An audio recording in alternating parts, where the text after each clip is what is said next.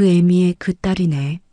시장 바닥에서 생선이나 팔던 엄마 밑에서 컸으니 딸년이 서방 알기를 우습게 알지. 그러니 서방한테 맞고 사는 거야. 죽도록 맞고 도망쳐온 저에게 사과는커녕 상간녀 앞에서 보란 듯이 저와 친정 엄마를 싸잡아 비난하던 남편. 이혼 서류를 던지며 조롱하기 바빴습니다. 바로 그 순간 엄마가 천천히 일어나 남편 앞으로 걸어가시더니 그 거만한 뺨을 있는 힘껏 올려붙였습니다. 그리고는 피식 웃으며 어딘가로 전화를 거셨는데요.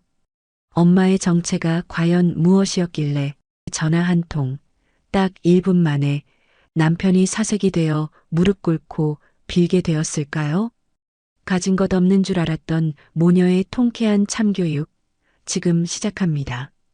시작하기 전에 좋아요 버튼 꾹 눌러주세요. 여러분들 하루에 축복이 가득하길 기원합니다. 살다 보면 인생이 송두리째 뒤집히는 순간이 예고도 없이 찾아오곤 하잖아요. 제가 지금은 공사판 먼지를 밥처럼 먹고 사는 억척스러운 현장 소장이지만 10년 전만 해도 도면 위에 우아하게 선을 긋던 인테리어 디자이너였거든요.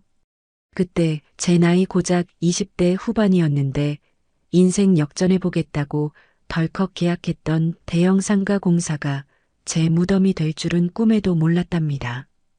철석같이 믿었던 시공 반장이 공사 대금 3억을 홀라당 들고 야반도주를 해버렸을 때 저는 정말 세상이 무너진다는 게 어떤 건지 뼈저리게 느꼈죠.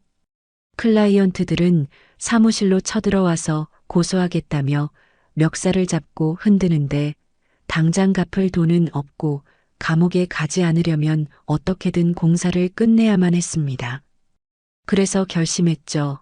다시는 사람 믿고 내 인생을 맡기지 않겠다고, 내 현장은 내 손으로 직접 챙기겠다고 독하게 마음을 먹었답니다.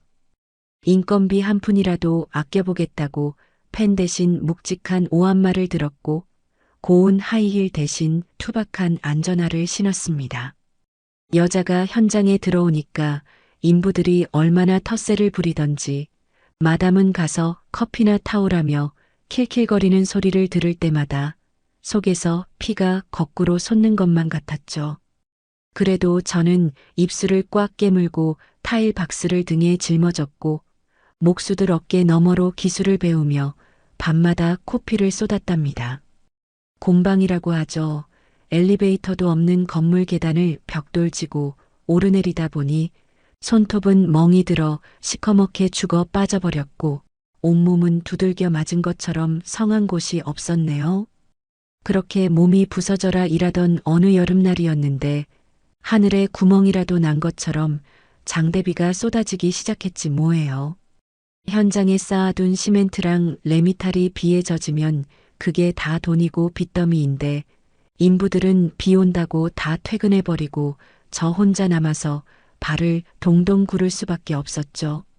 비는 억수같이 쏟아지는데 비닐은 천근만근이고 아무리 용을 써도 혼자 힘으로는 역부족이라 그 빗속에 주저앉아 짐승처럼 울부짖었답니다.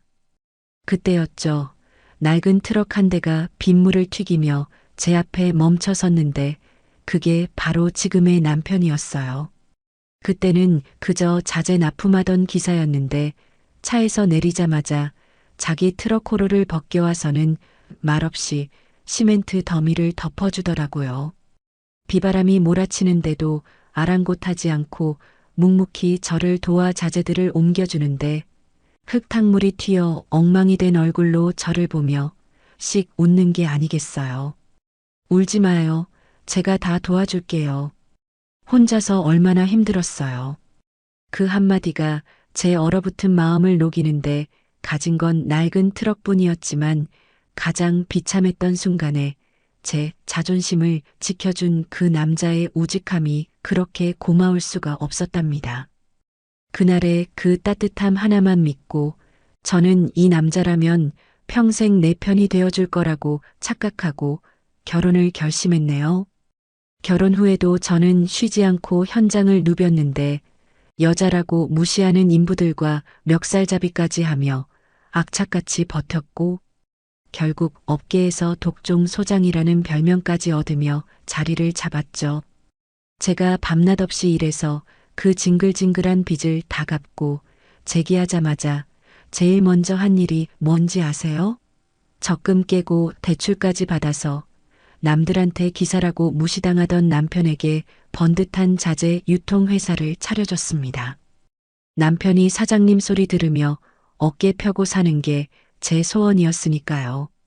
개업식 날 남편은 제 손을 꼭 잡고 눈물을 글썽이며 평생 여왕처럼 모시겠다. 내 인생의 은인이다라며 맹세까지 했었네요. 그런데 사람 마음이라는 게 참 간사하더라고요. 5년이라는 시간이 흐르고 건설붐을 타면서 남편 회사가 연 매출 50억이 넘는 기업으로 성장하니까 그 사람이 변하는 건 순식간이었답니다. 처음에는 사업하느라 바빠서 그러려니 했는데 어느새 벤츠를 끌고 다니면서 어깨에 힘이 잔뜩 들어가더니 저를 대하는 눈빛이 점점 싸늘해지기 시작했죠. 제가 현장에서 먼지 뒤집어 쓰고 땀에 젖어 퇴근하면 어우 냄새나. 사우나 들러서 씻고 들어오라고 했잖아. 라며 코를 막고 인상을 쓰는데 그 표정을 볼 때마다 가슴 한구석이 서늘해졌어요. 심지어 제가 일 때문에 현장 반장님들이랑 통화라도 할라치면 의처증 환자처럼 눈을 부라리며 저를 몰아세웠습니다. 너 그놈들이랑 무슨 사이야? 현장에서 뒹굴더니 아주 질이 안 좋아졌어. 천박하게 놀지 마라. 기가 막혀서 대꾸할 힘도 없었지만 남편은 자기가 누구 덕분에 그 자리에 앉아 있는지 까맣게 잊은 사람처럼 굴었답니다. 성공한 사업가 행세를 하면서 정작 그 성공의 발판이 되어준 조강지처는 부끄러워하며 숨기려고만 했으니까요. 사건이 터진 그날도 그랬어요. 저는 하루 종일 현장에서 까다로운 건축주 비위 맞추느라 진이 빠져서 들어왔는데 거실 소파에 다리를 꼬고 앉아있던 남편이 저를 보자마자 대뜸 소리를 지르는 거예요. 너 또 그 김 반장이랑 히히덕거렸냐? 내가 현장 놈들이랑 노닥거리지 말라고 몇 번을 말해. 남편은 이미 술이 거나하게 취해 있었는데 예전에 빗속에서 저를 돕던 그 선한 눈빛은 온데간데 없었죠. 저도 더 이상은 참을 수가 없어서 가방을 내던지며 쏘아붙였답니다. 당신 정말 미쳤어?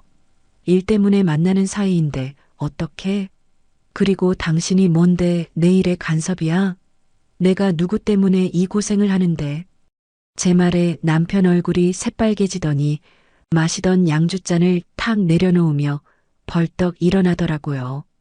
술 냄새를 확 풍기며 다가오는데 저를 내려다보는 그 눈빛에 경멸이 가득 차 있어서 숨이 턱 막혀왔습니다. 간섭? 내가 네 남편이고 이 집 가장이야. 어디서 여자가 바락바락 대들어?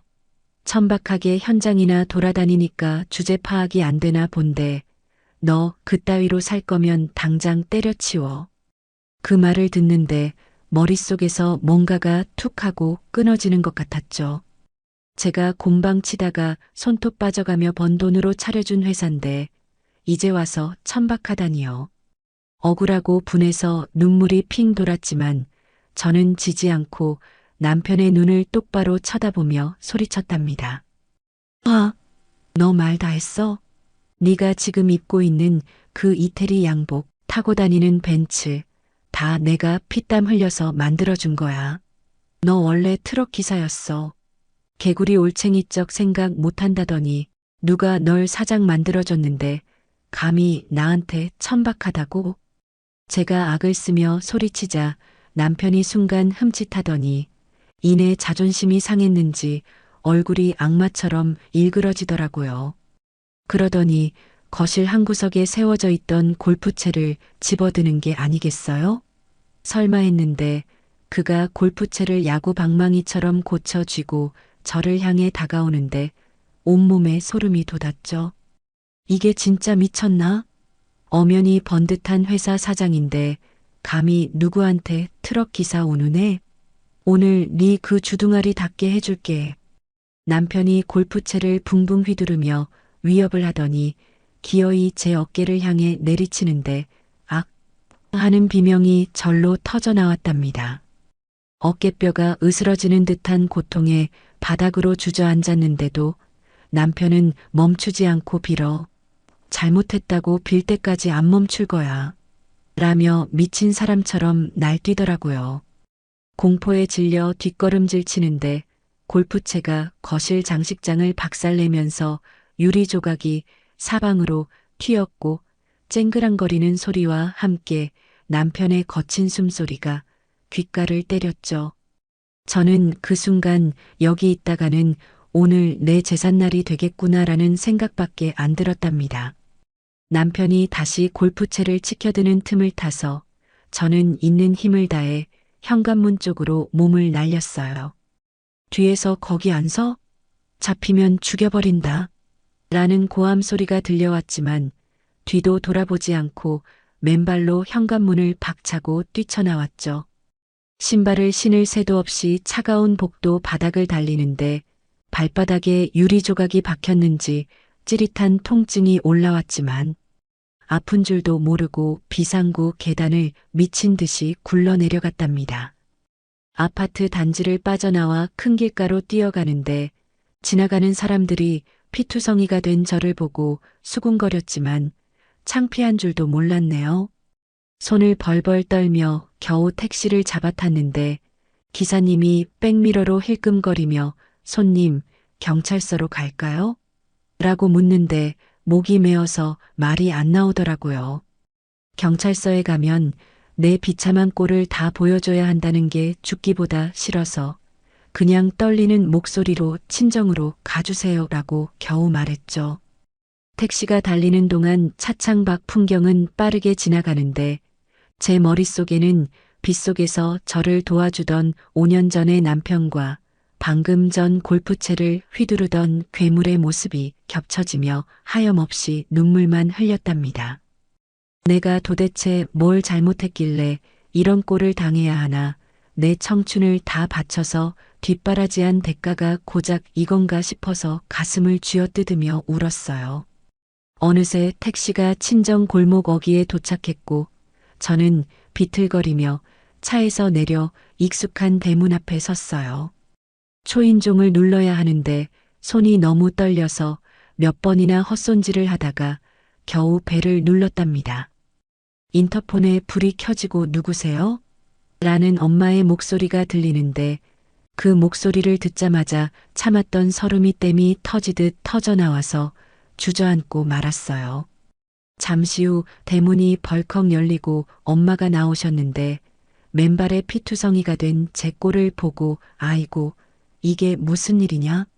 라며 비명을 지르시더라고요. 저는 엄마 품에 와락 안기며 짐승처럼 울부짖을 수밖에 없었답니다. 엄마, 나 좀 살려줘. 그 사람이 나 죽이려고 해. 엄마의 따뜻한 품에서 정신을 잃어가며 저는 이를 갈았죠. 절대 용서하지 않겠다고, 내 피눈물의 대가를 반드시 치르게 해주겠다고 말이에요. 그렇게 저의 처절한 복수극은 그날 밤 친정 대문 앞에서 비로소 시작되었답니다. 친정으로 맨발로 도망친 지 벌써 3일이나 지났습니다. 욱신거리는 어깨 통증 때문에 밤잠을 설치고 겨우 눈을 뜨는 제 꼴은 참 가관이었죠. 거울 속에 비친 여자는 한쪽 눈이 시퍼렇게 멍들어 퉁퉁 부어있고 터진 입술에는 딱지가 앉아 흉측하기 짝이 없었거든요. 엄마는 그런 딸의 모습이 가슴 미어지시는지 아무 말씀도 없이 묵묵히 부엌에서 사골국만 고고 계셨답니다. 이거 먹고 뼈 붙어야지, 속 차려야 싸운다라며 뽀얗게 우러나온 국물을 한 사발 가득 퍼주시는데 국물이 목구멍으로 넘어갈 때마다 뜨거운 눈물이 핑 돌았어요.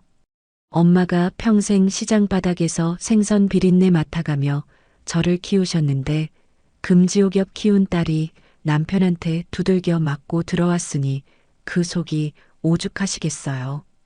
차라리 펑펑 우시거나 욕이라도 하시면 좋겠는데 엄마는 폭풍전야처럼 너무나 고요하게 집안일만 하셔서 그게 더 불안하고 죄송스러웠답니다.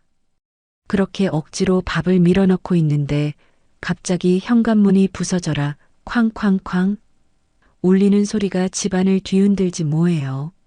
순간 심장이 덜컥 내려앉으면서 숟가락을 떨어뜨렸고 3일 전 그날의 공포가 되살아나 몸이 사시나무 떨리듯 떨려오더라고요.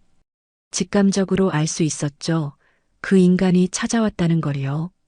엄마가 행주를 탁 내려놓으시며 현관으로 걸어가시는데 저도 엄마 뒤에 숨다시피 해서 따라 나갔습니다.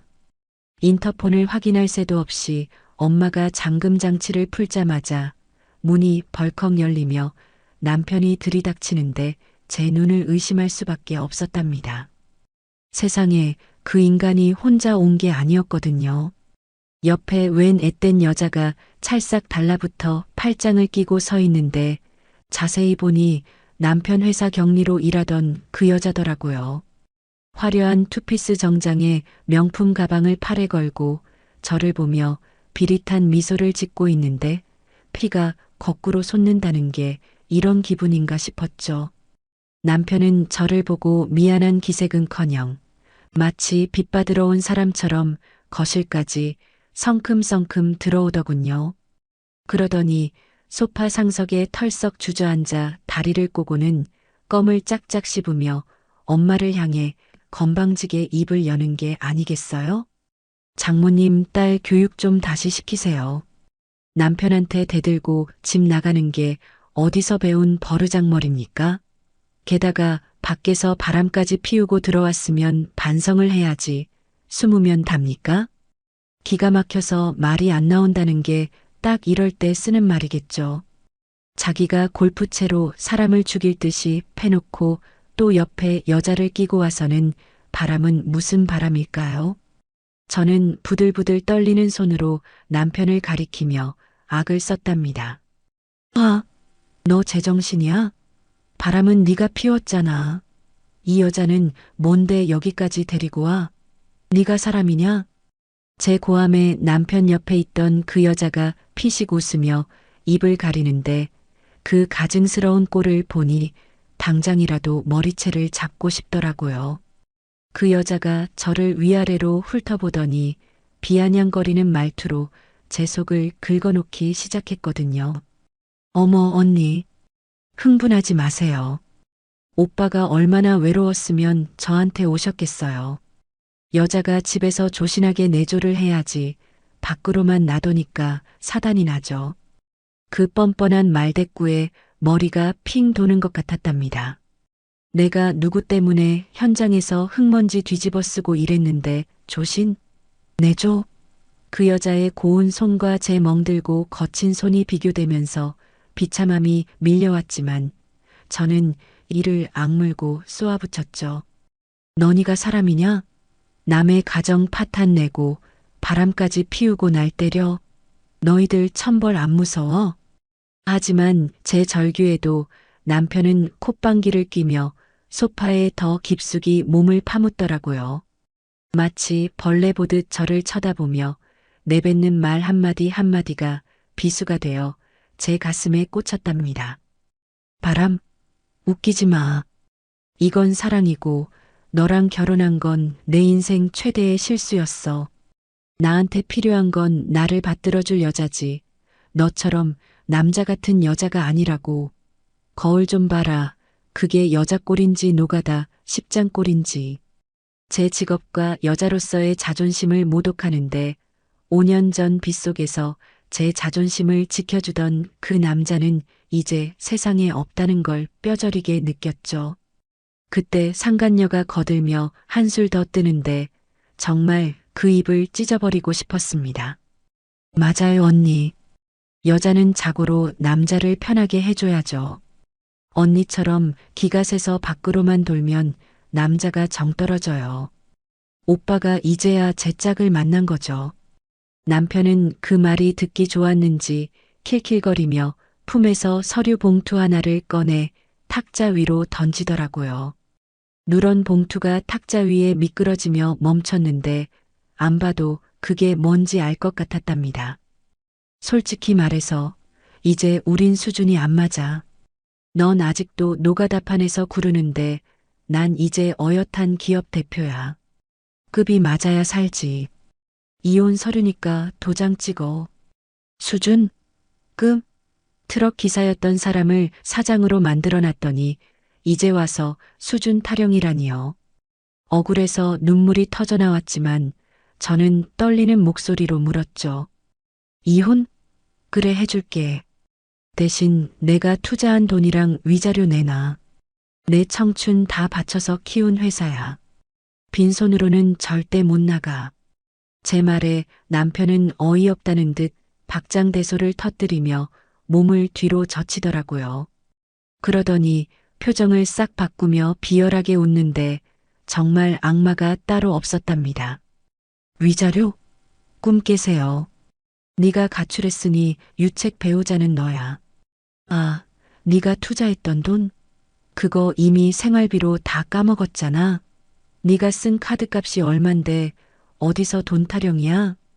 제가 아끼고 아껴서 모은 적금 대출까지 받아서 쏟아부은 그 피 같은 돈을 생활비로 퉁치다니요. 남편의 뻔뻔함에 피가 거꾸로 솟아올라 눈앞이 하얘지는데 그때까지 조용히 과일을 깎고 계시던 엄마가 칼을 탁 하고 내려놓으시더라고요. 그 날카로운 소리에 거실에 찬물을 끼얹은 듯 정적이 흘렀죠. 엄마는 과도 끝을 만지작거리며 천천히 고개를 돌려 남편을 응시하셨는데 그 눈빛이 얼마나 매서운지 저조차도 숨을 죽일 수밖에 없었어요. 하지만 눈치 없는 남편은 상황 파악도 못하고 엄마에게까지 막말을 퍼붓기 시작했답니다. 그 애미의 그 딸이라고 평생 시장 바닥에서 생선 대가리나 치고 장사나 하셨으니 딸이 보고 배워서 저렇게 억척스럽게 컸지. 그리고 사위가 이렇게 잘 나가면 좀 굽히셔야지. 뻣뻣하게 구시니까 딸이 저 모양이죠. 안 그렇습니까? 세상에 감히 엄마를 건드리다니요. 엄마가 저 하나 잘 키우겠다고 시장에서 어떤 수모를 겪으며 사셨는데 그 고생을 천박하다고 비하하는 꼴을 보니 이성이 끊어질 것 같았죠. 제가 소리를 지르려던 찰나 엄마가 천천히 자리에서 일어나시더라고요.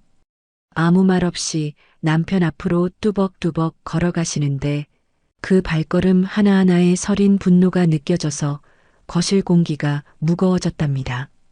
남편은 엄마가 다가오자 뭐 하시는 겁니까? 노인네가 치기라도 하게요?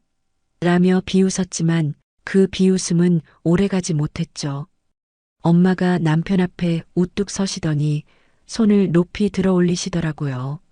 그리고 망설임 없이 남편의 뺨을 잇는 힘껏 올려붙이셨답니다. 짝! 그 소리가 얼마나 컸는지 거실 전체가 쩌렁쩌렁 울릴 정도였어요. 남편의 고개가 획 돌아가고 상간녀가 악! 하며 입을 틀어막는데 저는 엄마의 그 단호한 뒷모습을 보며 숨조차 쉴 수 없었답니다. 평생 누구 때리는 걸 본 적 없는 우리 엄마가 사위 뺨을 후려치신 거예요.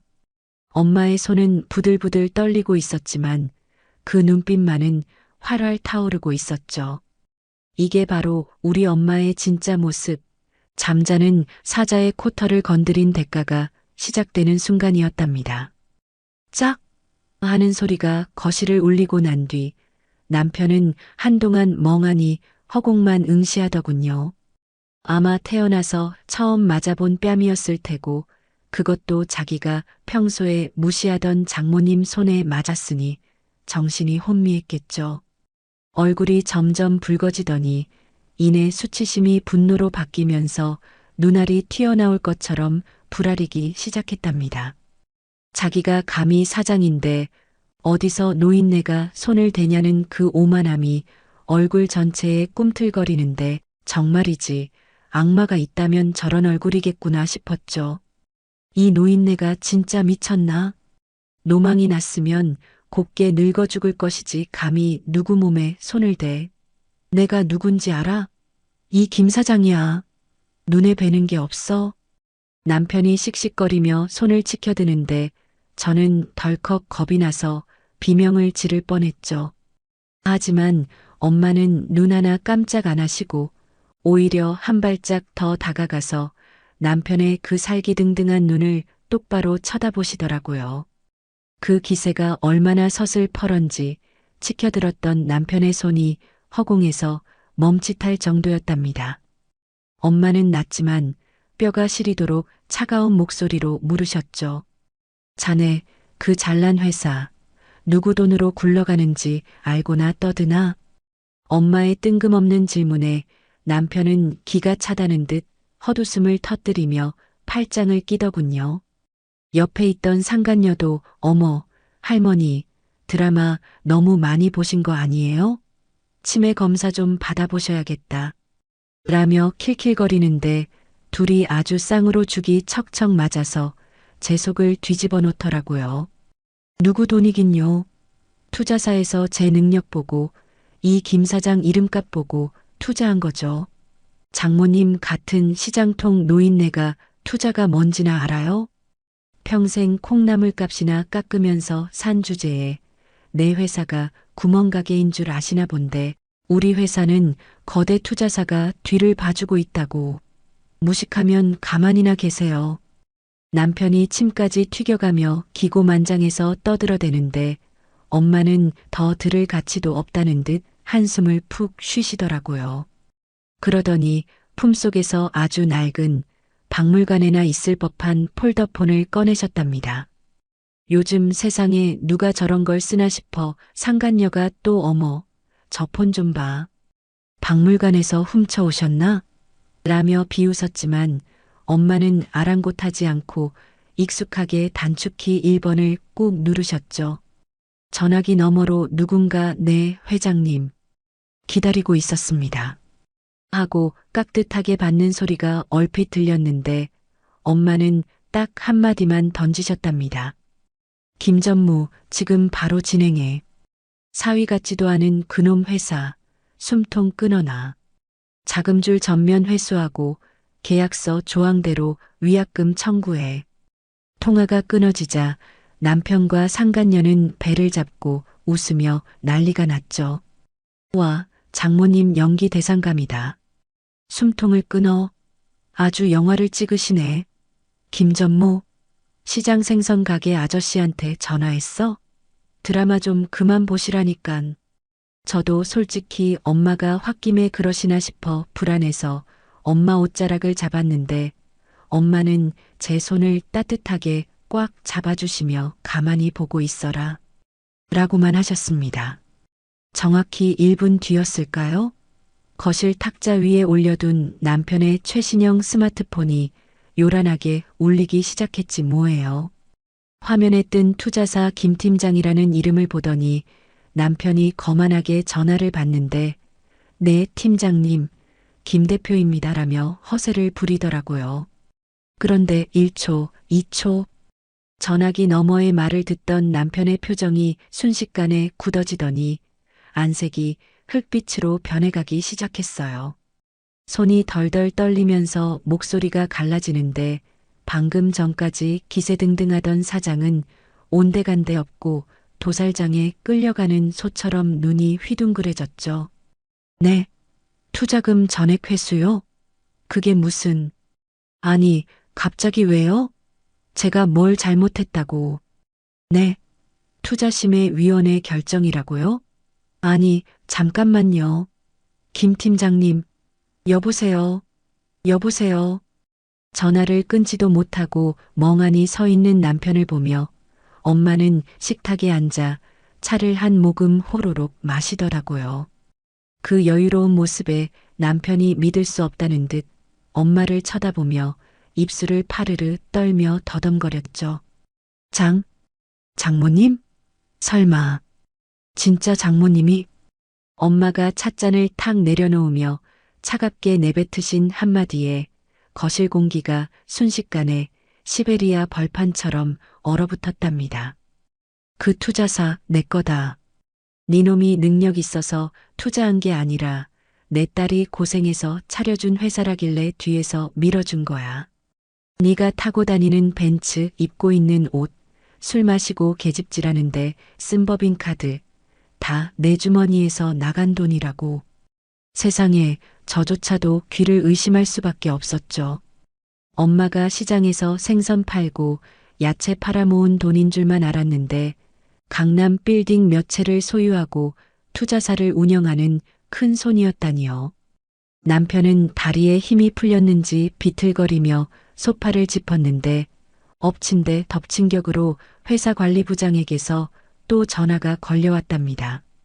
이번에는 핸드폰 너머로 다 들릴 만큼 다급한 목소리였는데 남편 얼굴이 하얗게 질리다 못해 투명해질 지경이었죠. 사장님, 큰일 났습니다. 야적지 관리인이 지금 포크레인 끌고 와서 입구 막고 자재 싹 다 빼라고 난리칩니다. 오늘까지 안 빼면 다 폐기 처분한답니다. 트럭 기사들도 다 도망가고 지금 난리도 아니에요. 빨리 오셔야 합니다. 남편은 입술을 파르르 떨며 거의 울먹이는 목소리로 중얼거렸죠. 야적지 주인은 최 사장님이잖아.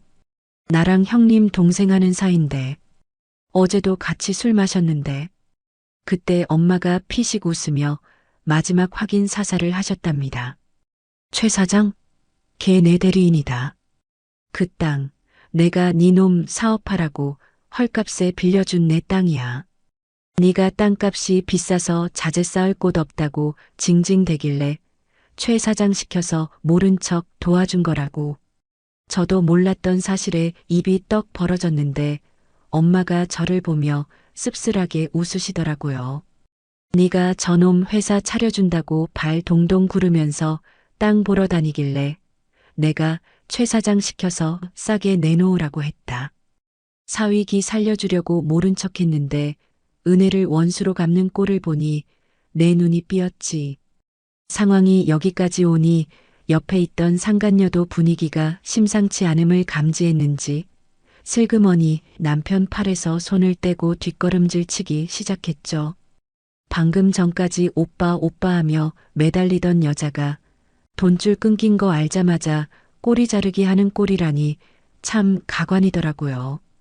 그 여자가 오빠 나 급한 일이 있어서 먼저 갈게라며 도망치려는데 엄마가 그 여자를 쳐다보며 서늘하게 한마디 던지셨는데 그 여자는 깜짝 놀랐는지 딸꾹질을 시작했답니다. 너도 기대해라. 남의 눈에 눈물 내면 제 눈에는 피눈물 난다는 거 똑똑히 보여주마. 너희 집 부모님한테도 안부 전해주마. 내 딸 가정 파탄 낸 대가 톡톡히 치르게 될 거다. 남편은 그제야 사태를 파악하고 덜덜 떨기 시작했는데 무릎이 절로 꿇어지려는 걸 억지로 버티고 있는 게 보이더라고요. 모든 돈줄과 사업 기반이 엄마 손바닥 위에 있었다는 걸 깨달은 순간 그 인간의 눈동자가 공포로 흔들리는 게 너무나 선명하게 보였답니다. 엄마는 자리에서 벌떡 일어나 남편을 향해 사자우를 토해내셨죠. 네가 무시하던 시장바닥 장사꾼이 네 목숨줄 쥐고 있는 사람이다. 이 멍청한 놈아, 감히 내 딸 눈에 피눈물 나게 해? 내 눈엔 피고름을 짜내게 해주마. 당장 내 집에서 꺼져. 엄마의 호령이 떨어지자마자 어디서 나타났는지 검은 양복을 입은 덩치 큰 경호원들이 우르르 들어오더니 남편과 상간녀를 양쪽에서 짐짝처럼 들어 올리더라고요. 남편이 장모님, 여보, 자, 잘못했습니다. 한 번만 용서해 주세요. 오해입니다. 라고 발버둥 쳤지만 경호원들의 힘에 밀려 질질 끌려나가는 꼴이 꼭 도살장 끌려가는 소 같았어요. 상간녀도 오빠, 이거 어떻게 된 거야? 나 좀 놔줘요. 이거 나. 라며 비명을 질러댔지만 얄짤없이 대문 밖으로 내동댕이 쳐졌죠. 대문 밖에서 문 열어주세요.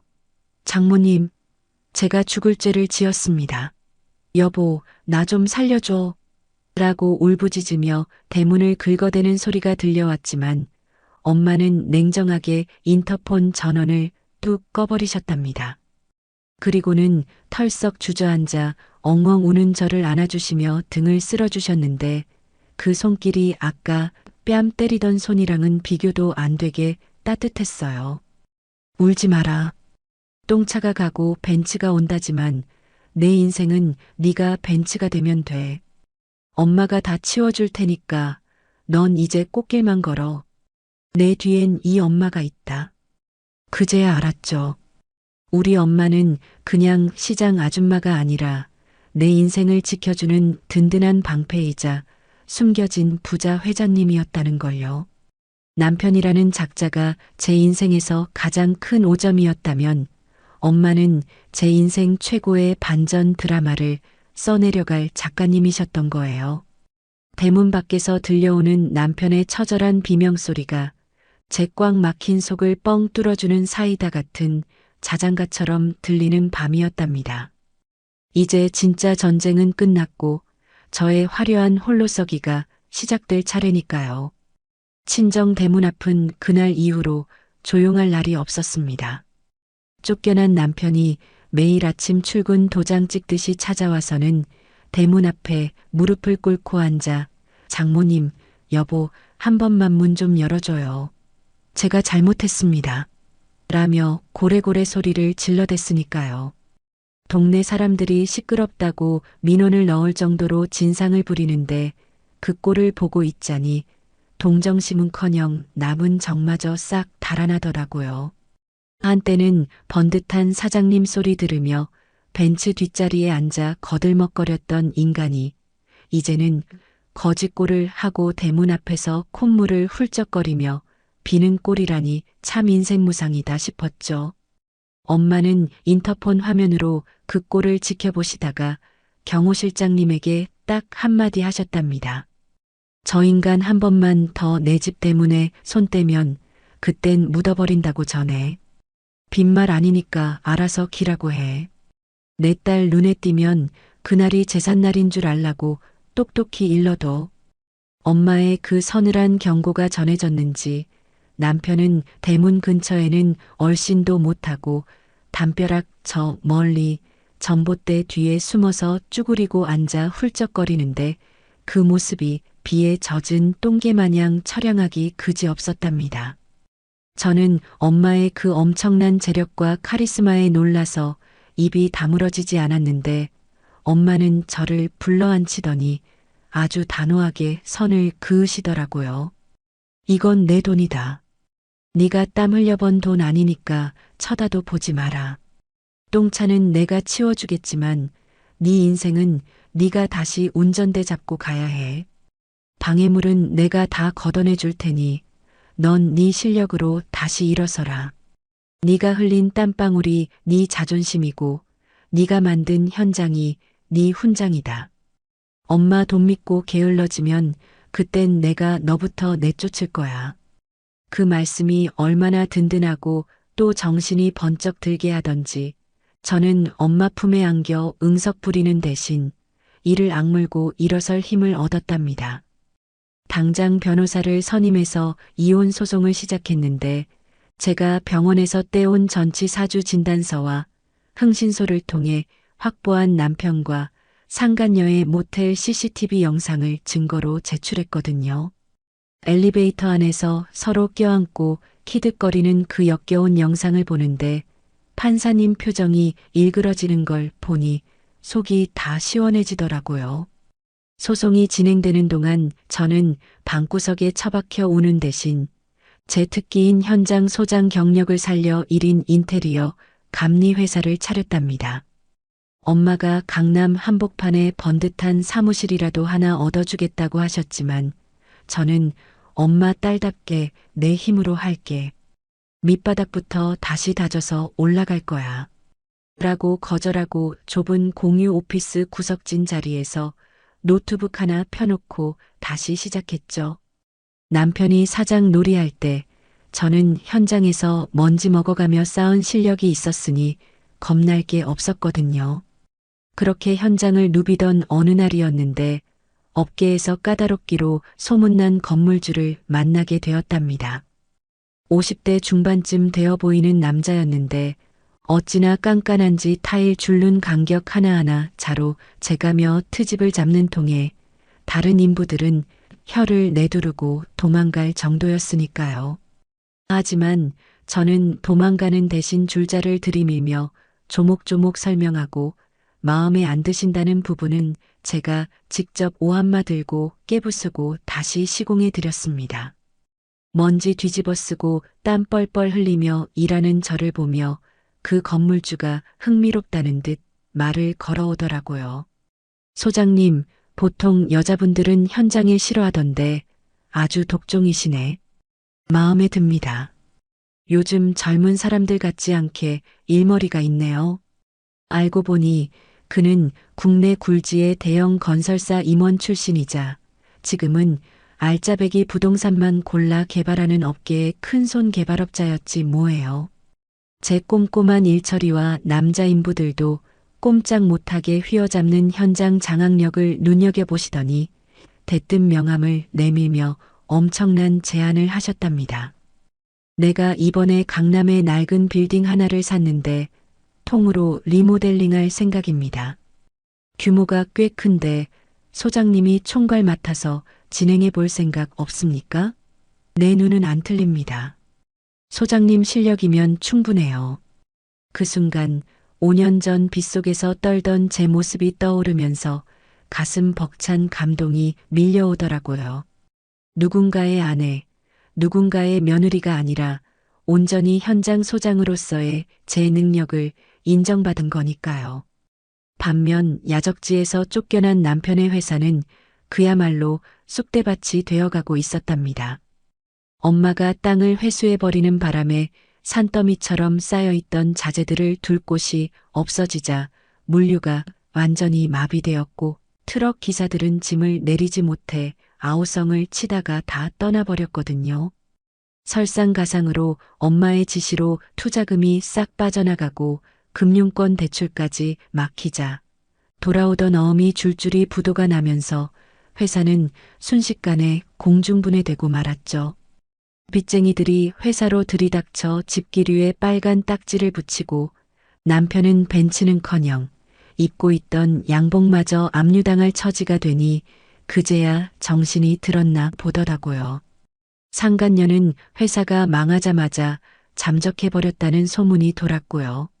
한창 현장에서 자재 체크를 하고 있는데 모르는 번호로 전화가 와서 받았더니 익숙하면서도 듣기 싫은 목소리가 들려왔답니다. 잔뜩 쉬어서 갈라진 목소리로 술에 취했는지 혀가 꼬인 채 구질구질하게 매달리는데 정말 기가 차서 말이 안 나오더라고요. 여보, 나야. 내가 잘못했어. 다 그 여자가 꼬신 거야. 나는 당신밖에 없어. 흑흑. 나 지금 갈 데도 없고 찜질방에서도 쫓겨났어. 저는 차갑게 누구세요? 전 남편 있는 여자 아닌데.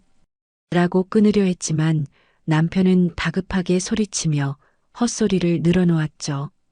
여보, 끊지 마. 제발 끊지 마. 나 지금 노숙자 신세야. 밥도 못 먹었어. 편의점 폐기 도시락 주워 먹으면서 당신 생각만 했어. 당신이 끓여주던 김치찌개 생각나서 미치겠어. 그리고 나 당신의 그 땀 냄새가 그리워. 다른 여자들은 향수 냄새만 나지 사람 냄새가 안 나. 당신 땀 냄새가 진짜였어. 내가 미쳤었어. 제발 한 번만 기회를 줘. 그 말을 듣는데 어이가 없다 못해 헛웃음이 터져 나오더라고요. 언제는 냄새난다고 씻고 들어오라며 코를 막던 인간이 이제 와서 땀 냄새가 그립다니요. 사람이 궁지에 몰리면 얼마나 비굴해질 수 있는지 그 밑바닥을 보는 것 같아 소름이 돋았답니다. 저는 한 손으로 안전모를 고쳤으며 최대한 경멸을 담아 쏘아붙였어요. 웃기고 자빠졌네. 야, 김 사장. 아니지, 이제 신용불량자 김씨지? 너 기억 안 나? 나더러 천박하다며 냄새난다며? 이제 와서 냄새가 그리워? 꿈 깨세요. 넌 이제 내 땀 냄새 맡을 자격도 없어. 네 코가 썩었나 본데 병원 갈 돈도 없지? 제 서슬퍼런 말에 남편이 여보 하며 울먹였지만 저는 숨도 안 쉬고 마지막 한 방을 날려주었답니다. 깜빵 가서 콩밥 냄새나 실컷 맡아라. 다시는 연락하지 마. 이 쓰레기야. 내 번호 알면 신고할 거야. 전화를 뚝 끊고 수신 차단 버튼을 누르는데 10년 묵은 채증이 쑥 내려가는 것처럼 속이 뻥 뚫리더라고요. 옆에서 듣고 있던 작업 반장님이 소장님, 오늘따라 목소리에 힘이 넘치시네요. 무슨 좋은 일 있으세요? 하며 엄지척을 해주시는데 저도 모르게 환하게 웃고 말았답니다. 그 후로 저는 개발업자님의 전폭적인 지지 아래 대규모 리모델링 프로젝트를 성공적으로 이끌어갔습니다. 현장에서 남자 인부들을 호령하며 공사를 지휘하는 제 모습이 입소문을 타면서 업계에서는 저를 강남의 독종 소장이라고 부르기 시작했죠. 밤늦게까지 도면을 검토하고 견적서를 작성하다가 문득 창문에 비친 제 얼굴을 보게 되었는데 멍들고 상처투성이었던 얼굴은 사라지고 눈빛이 살아있는 커리어 우먼이 서 있더군요. 이혼 서류에 도장이 찍히던 날 저는 법원 앞 국밥집에서 혼자 순대국밥을 시켜 먹으며 다짐했답니다. 이제 누군가를 위해 희생하는 삶은 끝났다고 오로지 나 자신을 위해 건물을 짓고 내 인생을 리모델링하겠다고 말이에요. 엄마가 치워준 방해물 없는 탄탄대로 위를 저는 안전화를 신고 그 누구보다 힘차게 달리기 시작했답니다. 사람 인생이라는 게 참 얄궂으면서도 한편의 드라마 같지 않나요? 불과 몇 달 전만 해도 낡은 작업복에 흙먼지 뒤집어 쓰고 안전모 눌러 쓴 채 현장을 누비던 제가 이제는 강남 한복판에 우뚝 솟은 번듯한 오피스 빌딩으로 출근을 하게 되었으니까요. 제1인 기업이었던 조그만 회사는 날개를 달고 법인으로 전환되었고 제 명함에는 현장 소장이라는 투박한 직함 대신 주식회사 더빌드 대표이사라는 무거운 타이틀이 황금색으로 새겨지게 되었답니다. 이제는 무릎 나온 헐렁한 작업 바지 대신 몸에 딱 떨어지는 세련된 맞춤 정장을 입고 흙 묻은 안전화 대신 또각또각 소리가 경쾌한 명품 하이힐을 신고 미팅을 주도하러 들어가거든요. 클라이언트들 앞에서 프레젠테이션을 마치고 계약서에 도장을 찍을 때마다 제 안에서 무언가가 뜨겁게 차오르는 희열을 느끼곤 했죠.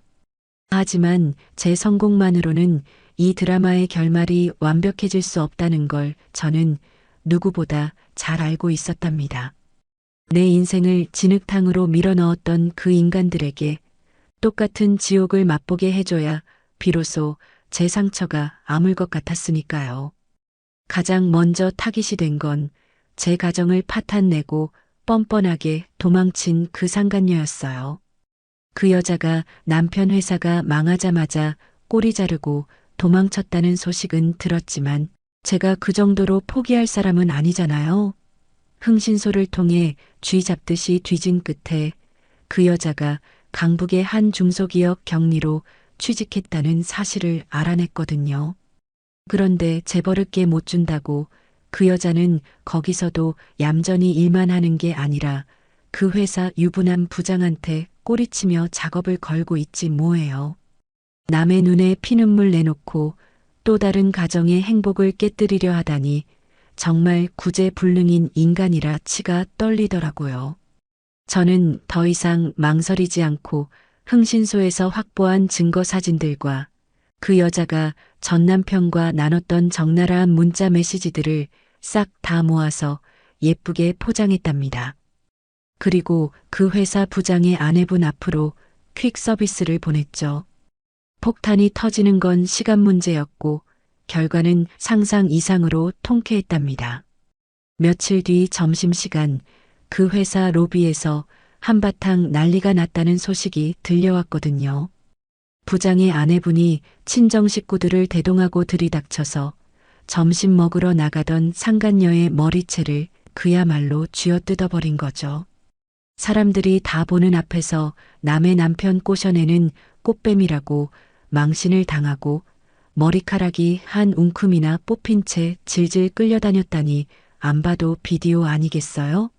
결국 그 여자는 회사에서 즉시 해고당한 건 물론이고 업계에 소문이 파다하게 퍼져서 다시는 취직도 못하고 사회적으로 완전히 매장당하는 신세가 되었답니다. 들리는 소문에 의하면 고향 집으로 도망쳤다가 부모님한테도 쫓겨나서 지금은 유흥업소 주방 보조로 일하며 빚을 갚고 있다더군요. 그 다음 차례는 말할 것도 없이 제 전남편이었죠. 엄마의 지시로 빈털터리가 된 그는 빚쟁이들에게 쫓겨다니느라 노숙자 꼴을 면치 못하고 있었거든요. 어느 비 오는 날 오후 회사 로비가 시끄러워서 나가보니 보안 요원들과 실랑이를 벌이고 있는 꾀죄죄한 남자가 보였는데 자세히 보니 그 잘나가던 김 사장이 맞더라고요. 냄새나는 점퍼에 떡진 머리, 며칠은 굶은 듯 퀭한 눈으로 저를 발견하자마자 달려오려는데 경호원들에게 가로막혀 바닥에 엎어지고 말았죠. 그의 손에는 편의점 폐기 도시락 하나가 들려 있었는데 바닥에 엎어지면서 밥알이 흩어지는 꼴이 참 비참하더라고요. 여보, 아니, 대표님, 나 좀 살려줘. 나 며칠째 밥도 못 먹었어. 제발 밥이라도 한 끼 사줘. 우리가 그래도 부부였잖아. 정을 봐서라도 나 좀 도와줘. 나갈 데가 없어. 바닥을 기며 제 구두 끝을 잡으려는 그 손이 어찌나 혐오스럽던지 저는 뒤로 한 발짝 물러서며 싸늘하게 내려다보았답니다. 주변에 있던 직원들이 수군거리며 쳐다봤지만 저는 개의치 않고 로비 보안팀장을 불렀습니다. 여기 잡상인 얼씬도 못하게 하세요. 관리 안 합니까? 당장 끌어내세요. 경찰에 신고해서 업무방해로 넘기시고요. 저 사람 다시는 이 근처에 얼씬도 못하게 조치 취해주세요. 제 차가운 지시에 남편은 여보, 네가 어떻게 나한테 이럴 수가 있어. 내가 잘못했어. 한 번만 용서해줘. 라고 울부짖었지만 건장한 보안 요원들에 의해 짐짝처럼 들려 회전문 밖으로 내동댕이 쳐졌답니다.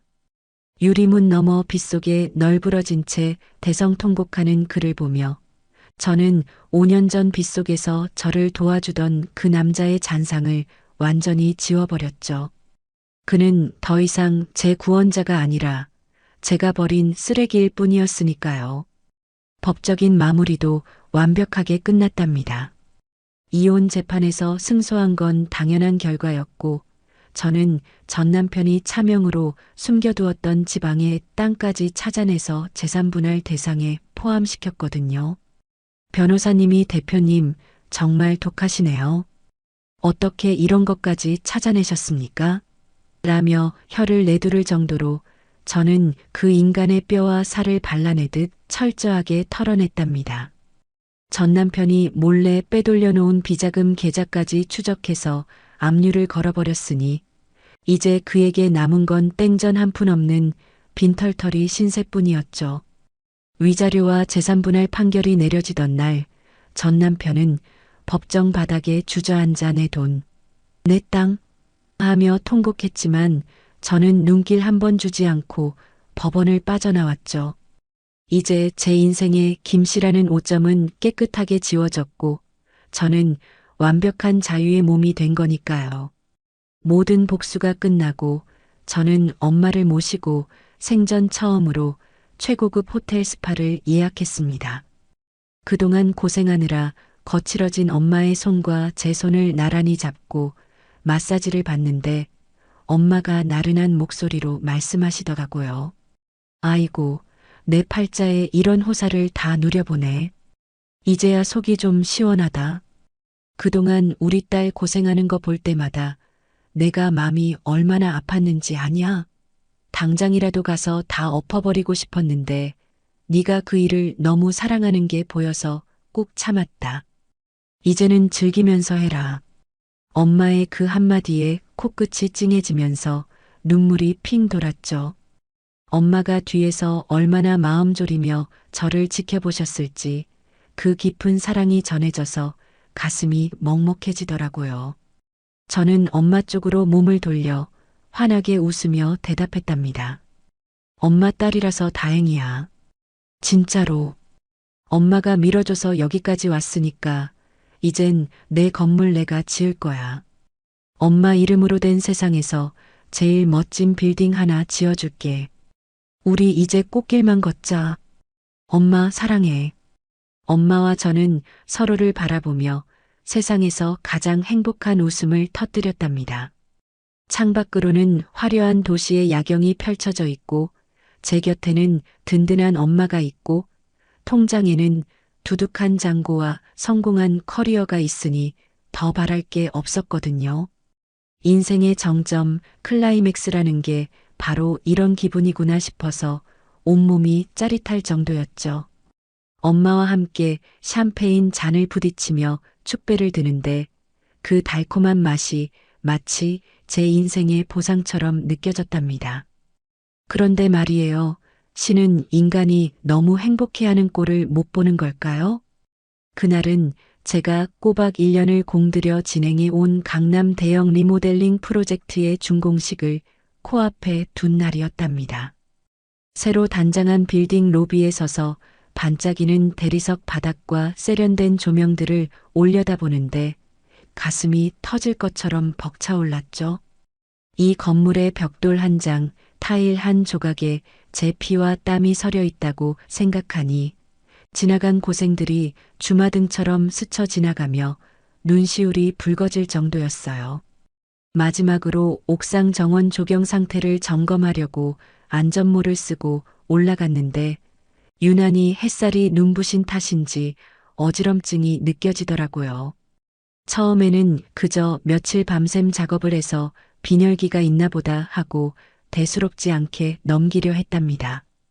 그런데 발을 떼는 순간 다리 사이에서 무언가가 왈칵하고 쏟아지는 느낌이 들면서 아랫배를 칼로 후벼 파는 듯한 끔찍한 통증이 밀려왔죠.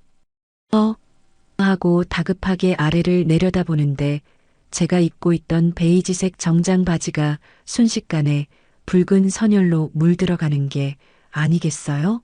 너무 놀라서 비명을 지를 새도 없이 다리에 힘이 풀려 주저앉았고 차가운 옥상 바닥에 쓰러지면서 흐려지는 의식 속으로 안 되는데 나 내일 준공식 해야 하는데 라는 생각만 간절했죠. 현장 직원들이 대표님 119 불러 라고 소리치는 다급한 외침이 물속에서 듣는 것처럼 웅웅거릴 뿐이었답니다.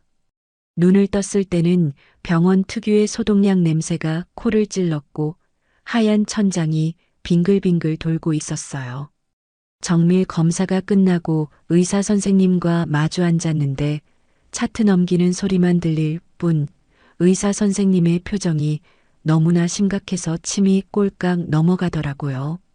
한참 만에 입을 뗀 선생님의 한마디는 제 인생을 다시 한번 벼랑 끝으로 밀어버리는 사형 선고나 다름없었답니다. 보호자분 안 계십니까? 혼자 들으시기에 좀 버거우실 텐데. 자궁암 2기입니다. 종양 크기가 생각보다 크고 림프절전이 가능성도 보여서 당장 수술 날짜 잡아야 합니다. 순간 귀에서 삐 하는 이명소리가 들리면서 아무 말도 할 수가 없었습니다. 암이라니요. 이제 겨우 30 후반인데 이제 막 그 지긋지긋한 전남편 그늘에서 벗어나서 내 이름 석자 걸고 성공하려는데 암이라니요. 제가 넋이 나간 표정으로 왜 저한테 이런 병이 생긴 거죠? 라고 묻자 의사 선생님은 안경을 고쳤으며 건조하게 말씀하셨죠. 오랫동안 극심한 스트레스에 시달리신 것 같고 현장 일을 하신다고 했죠? 페인트나 신어 같은 유해 물질에 장기간 노출된 데다 과로가 겹쳐서 면역 체계가 완전히 무너진 상태입니다. 몸이 비명을 지르는데 그동안 너무 혹사시키셨네요. 그 말을 듣는데 망치로 뒤통수를 세게 얻어맞은 기분이더라고요. 제가 현장에서 흘린 땀방울이 훈장인 줄 알았는데 그게 저를 죽이는 독이 되었다는 사실을 받아들이기가 너무 힘들었답니다. 하늘이 원망스럽다 못해 저주스러워서 병원 복도에 주저앉아 짐승처럼 울부짖고 싶었어요. 엄마한테는 죽어도 알리고 싶지 않았죠. 그동안 저 때문에 고생만 하시다가 이제야 호텔 스파 다니며 웃으시는 엄마한테 딸이 암에 걸렸다는 소식을 어떻게 전하겠어요. 하지만 당장 수술 동의서에 서명해줄 보호자가 필요했고 수술이 늦어지면 생명이 위험할 수도 있다는 말에 떨리는 손으로 엄마에게 전화를 걸 수밖에 없었답니다. 수화기 너머로 들려오는 엄마의 밝은 목소리에 목이 메어서 말이 안 나왔지만 겨우겨우 엄마, 나 병원이야. 라고 내뱉었죠. 엄마는 한달음에 병원으로 달려오셨고 의사 선생님께 병명을 듣자마자 그 자리에 털썩 주저앉아 바닥을 치며 통곡을 하셨어요. 아이고, 아이고, 이게 무슨 날벼락이야. 하느님도 무심하시지. 이제 겨우 살만한데 내 새끼한테 왜 이러세요? 내가 돈이 썩어나게 많으면 뭐해. 내 딸 하나 못 지키고. 차라리 늙은 나를 데려가지 왜 창창한 내 딸을 잡아가요. 병원 복도가 떠나가라 우시는 엄마를 보며 저는 죄인이 된 심정으로 엄마를 끌어안고 같이 울 수밖에 없었죠.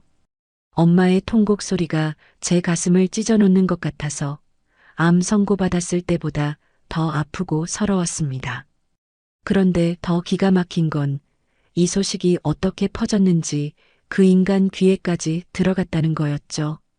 전 남편이라는 작자가 제가 암에 걸렸다는 소문을 듣고는 동네방네 떠들고 다니며 쾌재를 부르고 있다는 얘기를 지인을 통해 전해 들었어요. 술집에서 친구들 모아놓고 거봐라. 남편 쫓아내고 독하게 살더니 천벌 받은 거다. 여자가 너무 설치면 단명한다더니 옛말 틀린 거 하나 없다. 라며 안주 삼아 씹어대고 있다지 뭐예요. 심지어 더 소름 끼치는 건 그 인간이 노리고 있는 게 따로 있었다는 사실이었답니다. 제가 이혼하기 전에 들어뒀던 고액의 생명보험이 있었는데 수익자가 법정 상속인인 남편으로 되어 있었거든요.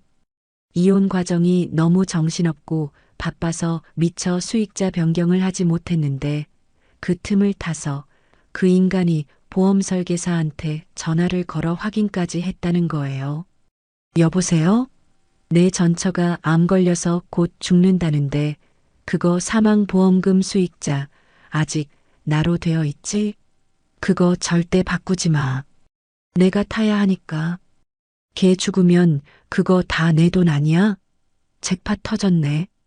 그 얘기를 전해 듣는데 정말 인간이 어디까지 추악해질 수 있는지 그 끝을 본 것 같아 온몸에 소름이 돋았죠. 내 목숨값을 놓고 잭팟이라며 침을 흘리는 그 인간은 사람이 아니라 악마였으니까요. 분노가 치밀어 올라서 당장이라도 달려가 멱살을 잡고 싶었지만 항암 치료가 시작되면서 제 몸은 손가락 하나 까딱하기 힘들 정도로 무너져 내리고 있었답니다. 독한 항암제가 혈관을 타고 들어올 때마다 온몸의 세포가 타들어가는 듯한 고통에 몸부림쳐야 했거든요. 밤 냄새만 맡아도 구역질이 나서 물 한 모금 넘기기 힘들었고 며칠 만에 몸무게가 10kg 가까이 빠져서 거울 속 제 모습은 해골이나 다름없었죠. 가장 견디기 힘들었던 건 머리카락이 빠지는 순간이었답니다.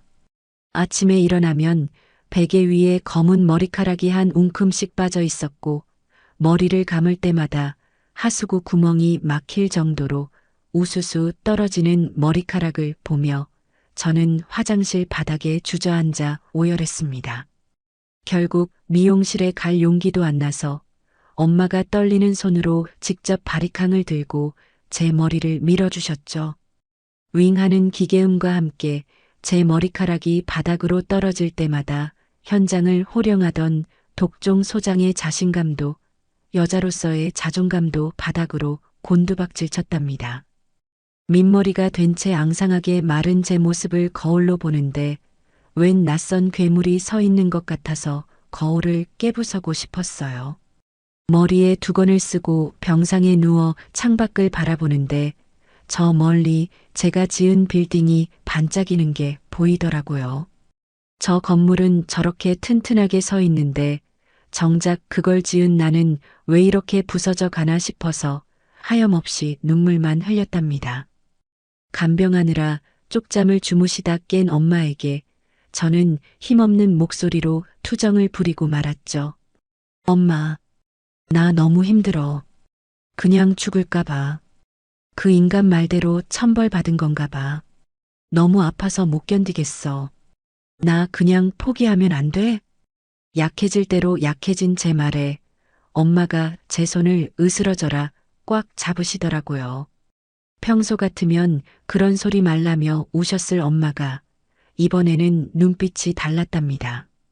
눈물은 거두고 마치 전장에 나가는 장수처럼 이글거리는 눈빛으로 저를 쏘아보셨거든요. 엄마의 그 강렬한 눈빛에서 저는 느낄 수 있었죠. 이게 끝이 아니라 엄마의 진짜 전쟁은 이제부터 시작이라는 것을요. 죽긴 누가 죽어. 저승사자가 와도 내 돈다발로 뺨 때려서 돌려보낼 거다. 네가 죽으면 저 밖에서 춤추고 있을 그 인간 좋은 꼴을 어떻게 봐. 억울해서라도 살아야지. 엄마가 너 살린다. 돈이든 뭐든 다 쏟아부어서라도 너 살려낼 테니까 넌 살기만 해. 알았어? 엄마의 그 단호한 목소리가 제 귓가에 맴돌며 꺼져가던 제 생명의 불씨를 다시 지피기 시작했답니다. 그래요. 저 쓰레기한테 내 보험금까지 넘겨주고 죽을 수는 없잖아요. 악에 바쳐서라도 기어이 살아서 저 인간이 파멸하는 꼴을 보고 말겠다고 다짐하며 주먹을 불끈 쥐었답니다. 엄마의 눈빛이 변한 그날 이후 병실 풍경은 완전히 달라졌답니다. 엄마는 정말 말 그대로 돈을 쏟아붓기 시작하셨거든요. 대한민국에서 내로라 하는 암 전문명이란 명의는 다 수소문해서 특진 일정을 잡아버리시고 병실도 특실 중에 특실인 VIP 룸으로 옮겨버리셨죠. 항암 치료 때문에 입맛이 없어서 물만 쳐다봐도 구역질을 하는 저를 위해 전국 방방곡곡에서 구한 귀한 약초며 보양식을 공수해 와서 떠먹여 주시는데 그 정성이 지극해서라도 안 나으면 천벌받겠다 싶을 정도였으니까요. 엄마는 의사 선생님 바짓가랑이를 붙잡고 우는 대신 원장님, 제 딸 살려만 주시면 병원의 의료 장비 최신형으로 싹 다 기증하겠습니다. 라고 뒤를 치시는 여장부셨답니다. 덕분에 병원장님까지 내려와서 제 회진을 돌 정도였으니 엄마의 재력이 새삼 무섭고도 든든하게 느껴지더라고요. 그런데 그 평화로운 병실에 기어코 사단이 나고 말았답니다. 수술을 며칠 앞둔 어느 날 밤이었는데 항암제 부작용으로 비몽사몽간에 식은땀을 흘리며 누워 있었거든요. 엄마는 간이 침대에서 잠시 눈을 붙이고 계셨고 병실 안은 기계 돌아가는 소리만 들릴 뿐 고요했죠. 그때 병실 문이 스르르 열리더니 누군가 그림자처럼 들어오는 게 느껴지더라고요.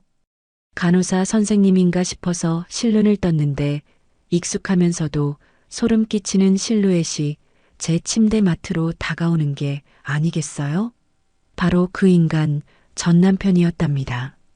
어떻게 보안을 뚫고 들어왔는지 모르겠지만 며칠 씻지도 않았는지 냄새가 진동을 하는데 눈빛만은 탐욕으로 번들거리고 있었죠. 그가 제 귀에 입을 갖다 대고 속삭이는데 그 목소리가 지옥에서 온 악마의 속삭임 같아서 온몸에 털이 곤두섰답니다. 너 안 자는 거 다 알아. 너 어차피 이번 수술 받아봤자 죽어. 의사들도 가망 없다고 했다며? 그러니까 보험금 수익자 변경하지 마. 그 돈이라도 나한테 남겨야 도리 아니냐? 내가 그동안 너 때문에 얼마나 고생했는데.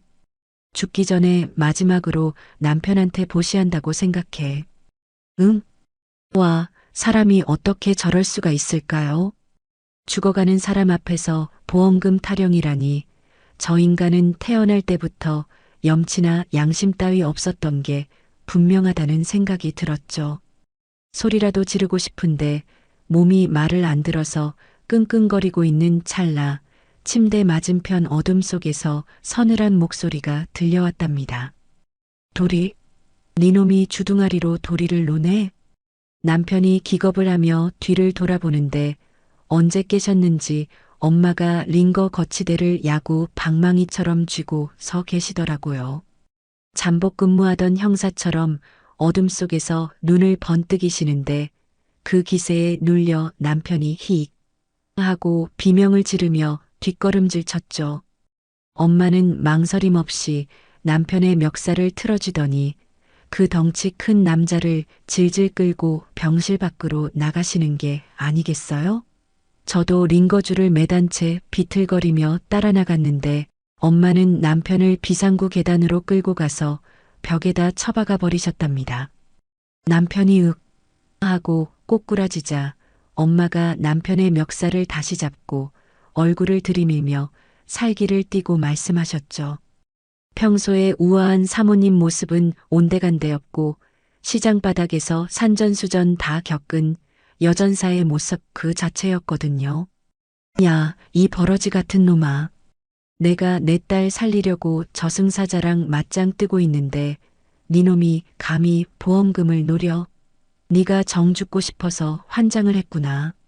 내가 경고하는데 한 번만 더 내 딸 눈에 띄거나 병원 근처에 얼씬거리면 그땐 널 산채로 공구리 쳐서 내 건물 기초석으로 써주마.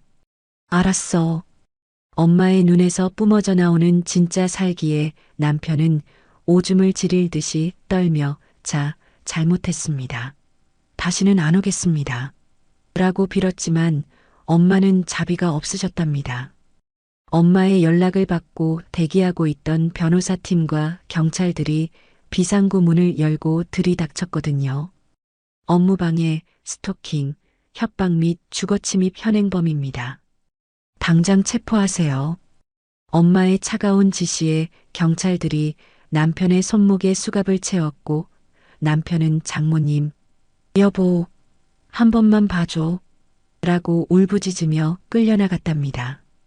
다음 날 엄마는 변호사를 통해 제 생명보험 수익자를 전부 엄마 명의로 즉시 변경해 버리셨고 남편에게는 접근 금지 가처분 신청과 함께 민형사상 소송을 추가로 걸어 구치소에 집어넣으셨죠. 그렇게 제 인생의 가장 큰 암덩어리가 떨어져 나가자 신기하게도 살아야겠다는 의지가 불타오르더라고요. 드디어 수술 당일 저는 12시간이 넘는 대수술을 받기 위해 차가운 수술대 위에 누웠습니다. 수술실에 들어오기 직전 엄마는 제 손을 꼭 잡고 엄마가 밖에서 지키고 있을게. 쫄지 마. 넌 내 딸이야. 라고 속삭여 주셨어요. 그 목소리를 동아줄처럼 붙잡고 저는 깊은 잠속으로 빠져들었죠.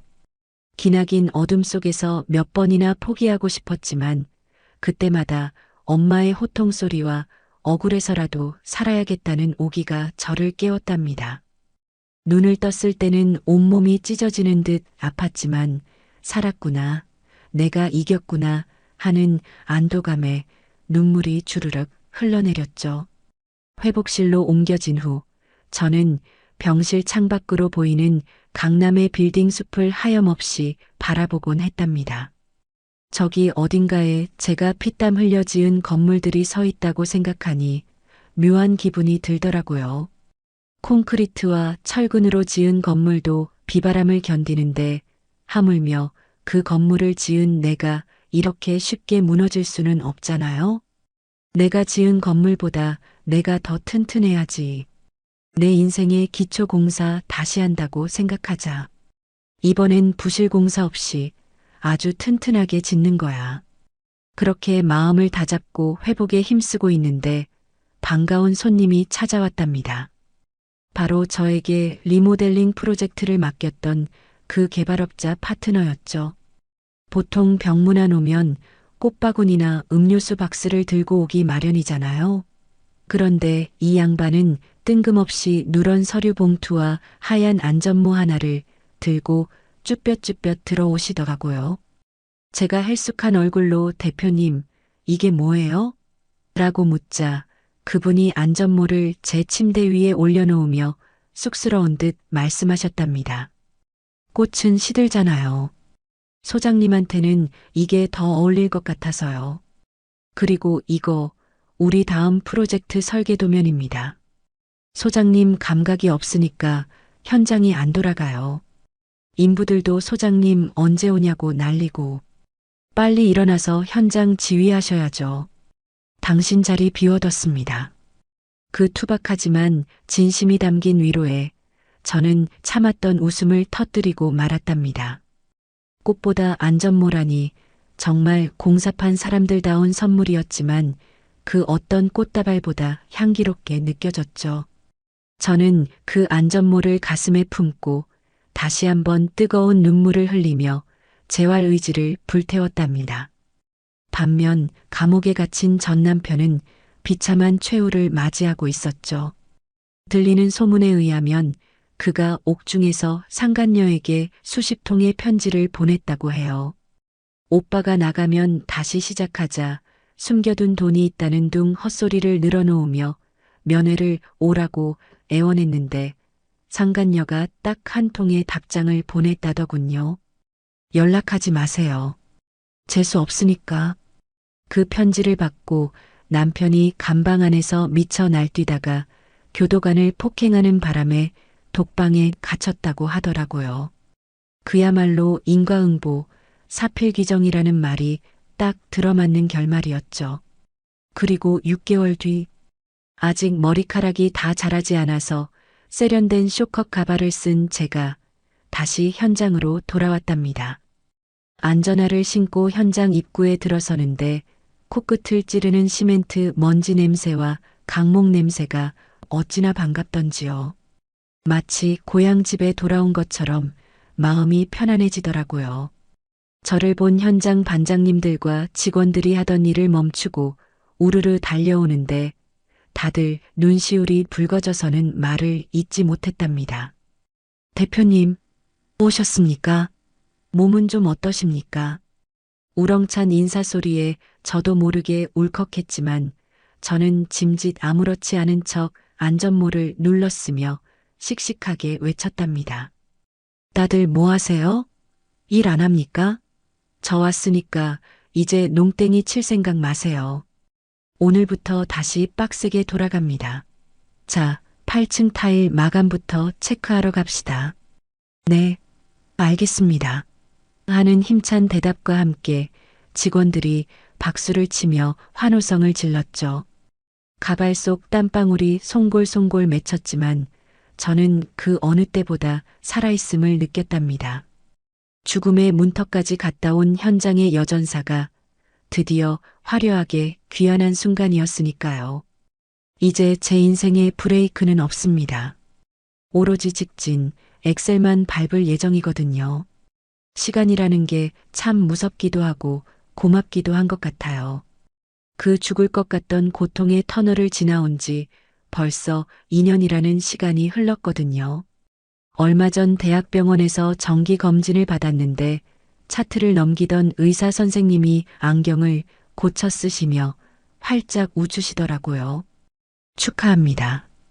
완치 판정입니다. 이제 암세포는 그림자도 안 보입니다. 그 말을 듣는 순간 다리에 힘이 풀려 주저앉을 뻔했는데 옆에서 듣고 계시던 엄마가 아이고 하나님, 부처님 감사합니다. 하며 의사 선생님 손을 잡고 덩실덩실 춤을 추시는 바람에 진료실이 웃음바다가 되었답니다. 이제 저는 더 이상 그 답답하고 더운 가발을 쓰지 않아요. 항암 치료가 끝나고 새로 자라난 머리카락은 예전보다 훨씬 억세고 윤기가 흐르는데 저는 이 머리카락을 아주 짧은 쇼컷으로 치고 당당하게 다닌답니다. 거울 속에 비친 제 모습은 예전에 긴 머리를 휘날리던 여리여리한 디자이너가 아니라 비바람을 견뎌낸 단단한 바위처럼 강인해 보이는 진짜 제 모습이라서 훨씬 마음에 들거든요. 머리카락 사이로 시원한 바람이 지나갈 때마다 아, 내가 진짜 살았구나. 내가 이겼구나. 하는 전율이 온몸을 감싸고 돈답니다. 제 사업도 제 건강만큼이나 단단하게 자리를 잡았습니다. 아팠던 경험을 토대로 친환경 힐링 인테리어라는 전문 브랜드를 런칭했는데 이게 그야말로 대박을 터뜨렸지 뭐예요. 새집 증후군 없는 천연 자재, 암 환자도 안심하고 쉴 수 있는 치유의 공간을 만든다는 제 진심이 통했는지 예약이 6개월치나 밀려있을 정도로 문전성시를 이루고 있거든요. 특히 제가 직접 겪은 투병 생활의 노하우를 녹여낸 환기 시스템과 황토 마감재는 특허까지 받아서 이제는 대형 병원에서도 시공 의뢰가 들어올 정도랍니다. 어느 화창한 봄날이었는데 제가 직접 총괄하고 있는 3,000평 규모의 대형 요양병원 신축 현장에 감리를 나갔을 때였죠.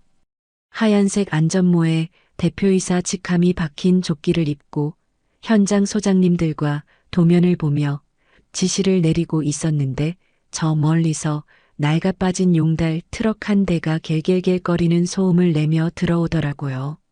엔진 소리가 어찌나 시끄러운지 대화가 끊길 정도라 인상을 찌푸리며 쳐다봤는데 흙먼지를 일으키며 멈춘 트럭 문이 열리고 내리는 기사의 뒷모습이 어딘가 낯이 익었답니다. 구겨진 등산 조끼에 무릎 나온 작업 바지, 땀에 젖어 떡진 머리카락, 그리고 굽이 다 닳아버린 낡은 안전화. 그 기사가 짐을 내리려고 뒤를 도는 순간 저와 눈이 딱 마주쳤는데 세상에 바로 그 전 남편이었어요. 그는 저를 보자마자 귀신이라도 본 사람처럼 그 자리에서 얼어붙더군요. 아마 믿기지 않았을 거예요. 암에 걸려 골골대던 전처가 수십 명의 직원들을 거느리고 화려한 정장 차림으로 현장을 지휘하고 있으니 눈을 비비고 다시 쳐다보더라고요. 제 주변에는 건장한 현장 소장들과 감리단장들이 저를 호위하듯 둘러싸고 있었고 저는 그 중심에서 빛나는 존재였으니까요. 반면에 그의 꼴은 말이 아니었답니다. 한때 벤츠를 끌고 다니며 거드름 피우던 김 사장의 모습은 온데간데 없고 햇볕에 새까맣게 탄 얼굴에는 깊은 주름이 패여 있고 손에는 목장갑이 구멍 난 채 끼워져 있었으니까요. 그가 입을 벙긋거리며 무어라 말을 하려는 찰나 저는 놀라지도 화를 내지도 않았답니다. 심장 박동조차 빨라지지 않는 제 자신이 신기할 정도였는데 제 마음속에는 그 어떤 분노도 미움도 남아있지 않고 그저 길가에 굴러다니는 돌멩이를 보는 듯한 무관심뿐이었거든요. 저는 그에게 다가가 차갑고 사무적인 말투로 딱 한마디를 던졌죠. 기사님, 자재는 저쪽 시구역에 내려주시고 현장 내에서는 안전모 반드시 착용하세요. 규정 위반하시면 퇴출입니다. 작업 빨리 끝내고 차 빼주세요. 먼지 날립니다. 제 서슬 퍼런 지시에 그는요. 여보 하고 기어 들어가는 목소리로 저를 부르려 했지만 저는 이미 등을 돌린 뒤였답니다. 그때 눈치 빠른 현장 직원들이 제 곁으로 다가와 그를 막아섰거든요. 이보세요, 아저씨. 자재나 빨리 내리세요. 그리고 대표님, 다음 미팅 시간 다 됐습니다. 건축주분이 기다리십니다. 먼지 나니까 이쪽으로 이동하시죠. 직원들의 호의를 받으며 당당하게 멀어지는 제 뒷모습을 그는 멍하니 바라볼 수밖에 없었겠죠. 그때 뒤에서 악 하는 외마디 비명소리가 들려 돌아보니 그가 무거운 타일 박스를 내리려다 마음이 급했는지 허리를 삐끗해서 바닥에 주저앉아 뒹굴고 있더라고요. 그 넓은 현장에서 그를 도와주는 사람은 단 한 명도 없었답니다. 지나가던 인부들이 아저씨, 정신 안 차려요? 길 막지 말고 비켜요. 바빠 죽겠는데. 라며 짜증을 낼 뿐이었죠. 그는 비틀거리며 겨우 일어나 허리를 부여잡고 도망치듯 트럭에 올라타 현장을 빠져나갔는데 그 뒷모습이 어찌나 초라하고 작아 보이던지 헛웃음조차 나오지 않았답니다. 트럭이 멀어지며 내뿜는 매연 속으로 제 과거의 악몽도 함께 사라지는 기분이었어요. 나중에 들려온 소문에 의하면 그는 빛 독촉을 피해 지방의 어느 무허가 컨테이너촌에 숨어 살고 있다고 해요. 신용불량자가 되어 통장도 못 만들고 하루 벌어 하루 먹고 사는 일용직을 전전하며 술에 찌들어 산다더군요. 겨울이면 난방도 안 되는 냉골 바닥에서 소주병을 끌어안고 내가 왕년에 사장이었는데 라는 헛소리만 중얼거린다는데 주변 사람들도 다 피한다고 하더라고요. 그 잘나갔던 상간녀의 소식도 들렸는데 그 여자 역시 인과응보를 톡톡히 치르고 있었답니다.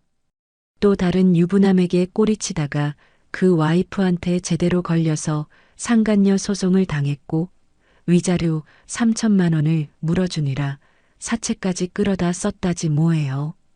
두 사람 다 제 인생에서 깨끗하게 분리수거되어 사라졌으니 이제 저는 제 앞길만 보면 되는 거 아니겠어요?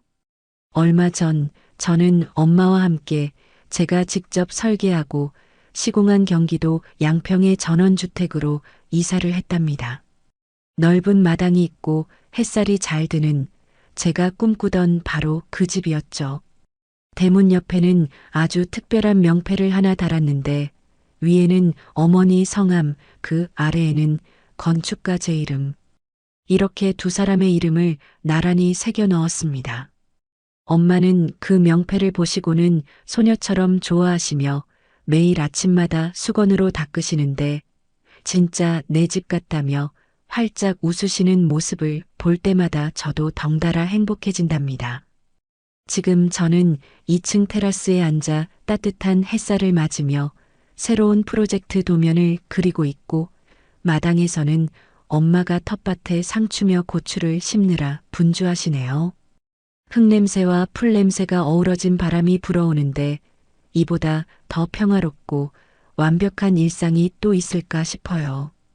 가끔은 빗속에서 트럭 호로를 씌워주던 옛날 생각이 나기도 하지만 이제는 그 기억조차 아프지 않고 그저 지나간 옛날 이야기처럼 느껴진답니다. 아, 참. 그리고 저는 요즘 강연도 다니고 있답니다. 암을 이겨낸 현장 소장, 인생을 리모델링하는 여자라는 주제로 강연 요청이 쇄도하고 있거든요. 어제는 구청 강당에서 수백 명의 여성분들을 모시고 강연을 했는데 제 이야기를 듣고 눈물을 흘리시는 분들을 보며 제가 오히려 위로를 받았답니다. 이혼하고 혼자 아이 키우는 싱글맘, 병마와 싸우는 환우분들, 남편의 배신으로 고통받는 분들이 제 손을 잡고 희망을 얻었다고 말씀해 주시는데 제가 살아남은 이유가 바로 이거구나 싶더라고요. 강연을 마칠 때마다 제가 꼭 하는 멘트가 있는데 그 말을 할 때 가장 큰 박수가 터져 나오곤 하죠. 저는 마이크를 잡고 관객 한 분 한 분과 눈을 맞추며 진심을 담아 이렇게 말했답니다. 여러분, 인생이 무너진 것 같다고 벼랑 끝이라고 좌절하지 마세요. 우리 손에 망치 들 힘만 남아 있어도 우리는 언제든 무너진 인생을 다시 지을 수 있습니다. 건물이 무너지면 다시 올리면 되듯이 우리 인생도 다시 설계하면 됩니다. 제가 했으니 여러분도 할 수 있습니다. 우리는 생각보다 훨씬 튼튼하거든요. 절대 포기하지 마세요. 강연장의 뜨거운 박수 소리가 아직도 귓가에 맴도는 것 같네요. 도면을 마무리하고 기지개를 켜는데 마당에서 엄마의 목소리가 들려옵니다. 딸, 밥 먹어. 오늘 네가 좋아하는 된장찌개 끓였다. 얼른 내려와. 밥 식는다. 네, 엄마. 지금 가요. 저는 그리던 도면을 접어두고 슬리퍼를 신은 채 계단을 뛰어내려가 마당으로 달려갑니다. 엄마가 차려놓은 밥상에는 김이 모락모락 나는 찌개와 갓 뜯은 싱싱한 야채들이 가득하네요. 밥상 머리에 앉아 엄마와 마주보고 숟가락을 드는데 엄마의 눈가에 주름진 웃음이 번지고 저도 덩달아 환하게 웃음이 터집니다. 이렇게 밥 한 끼, 웃음 한 번 나눌 수 있는 이 순간이 바로 성공이고 행복 아니겠어요? 저 멀리 파란 하늘 위로 뭉게구름이 흘러가고 붉게 물드는 노을을 바라보며 저는 마음속으로 조용히 독백을 으어조려 봅니다. 비바람 치던 내 인생의 현장이었지만 결국엔 이렇게 튼튼하고 아름다운 집을 지었으니 말이에요. 이번 현장도 그리고 내 인생의 일막도 마감 참 잘했다. 네, 오늘 사연 어떠셨나요? 비바람이 몰아치던 공사 현장에서 시작된 인연이 악연으로 끝났지만 그 폐허 위에서 사연자님은 보란 듯이 더 튼튼하고 아름다운 인생의 집을 지어 올리셨네요. 암이라는 무서운 병마 앞에서도 남편의 배신 앞에서도 무너지지 않고 스스로를 지켜낸 사연자님의 독종 정신에 뜨거운 박수를 보내고 싶습니다. 무엇보다 딸을 위해 자신의 모든 것을 내던진 친정어머니의 사랑이 있었기에 지금의 기적이 가능하지 않았나 싶어 가슴이 뭉클해지는데요. 망치들 힘만 있어도 인생을 다시 지을 수 있다는 사연자님의 마지막 말이 지금 힘든 시간을 보내고 계신 분들에게 큰 울림으로 다가갔으면 좋겠습니다. 무너진 건물은 다시 세우면 그만입니다. 여러분의 인생도 언제든 다시 리모델링 할 수 있다는 희망 놓지 않으셨으면 좋겠습니다. 지금 멋진 인생 이막을 살고 계신 사연자님께 응원의 댓글을 남겨주세요. 큰 위로가 돼줄 거예요. 오늘도 끝까지 함께 해주셔서 감사합니다.